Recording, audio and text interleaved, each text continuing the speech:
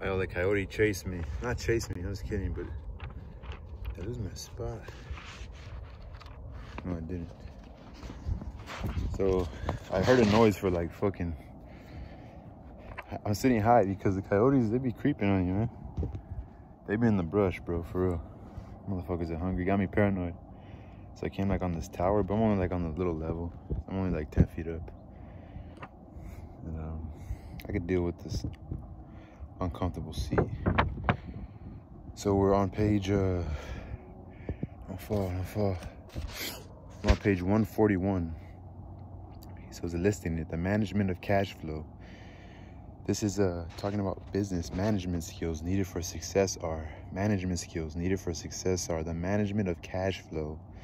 Number 1, financial literacy. 2, the management of systems, including yourself and the time with family. Wonder what it means by management of systems. Number 3, the management of people. The most important specialized skills are sales and understanding marketing. It's the ability to sell, therefore to communicate to another human being, be it a customer, employee, boss, spouse, or child, that is the base skill of personal success. It's communication skills such as writing, speaking, and negotiating that are crucial to a life of success. It's a skill that I work on constantly, attending courses or buying educational tapes to expand my knowledge. As I mentioned, my educated dad worked harder and harder the more competent he became. He also became more trapped the more specialized he got. Although his salary went up, his choices diminished. Soon after he was locked out of government work, he found out how vulnerable he really was professionally. It's like professional athletes who suddenly are injured or are too old to play. Their once high-paying position is gone and they have limited skills to fall back on. I think that is why my educated dad sided so much with unions after that. He realized how much a union would have benefited him. He worked for like the government, the city.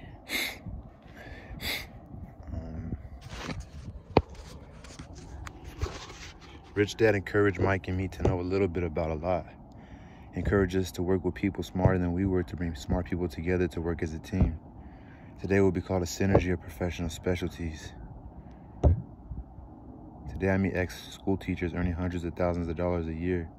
They earn that much because they have specialized skills in their field as well as other skills they can teach as well as sell and market.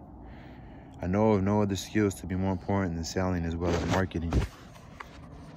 The skills of selling and marketing are difficult for most people primarily due to the fear of rejection.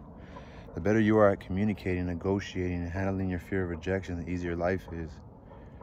Just as I advised that newspaper writer who wanted to become a best-selling author, I advise anyone else today being technically specialized has its strength as well as its weaknesses. I didn't even check if there's spiders on here. Yeah, of course there is. I have friends who are geniuses, but they cannot communicate effectively with other human beings, and as a result, their earnings are pitiful. I advise them to just spend a year learning to sell. Even if they earn nothing, I'm thinking about taking a class now, a sales class. Their communication skills will improve, and that is priceless. In addition to being good learners, sellers, and marketers, we need to be good teachers as well as good students. To be truly rich, we need to be able to give as well as to receive. In cases of financial or professional struggle, there is often a lack of giving and receiving. I know many people who are poor because they are neither good students nor good teachers. Both of my dads were generous men. Both made it a practice to give first. Teaching was one of their ways of giving. The more they gave, the more they received. One glaring difference was in the giving of money. My rich dad gave lots of money away. He gave to his church, to his charities, to his foundation. He knew that to receive money, he had to give money. Giving money is a secret of most great wealthy families. That is why there are organizations like the Rockefeller Foundation and the Ford Fountain. Giving money is a secret to most great wealthy families.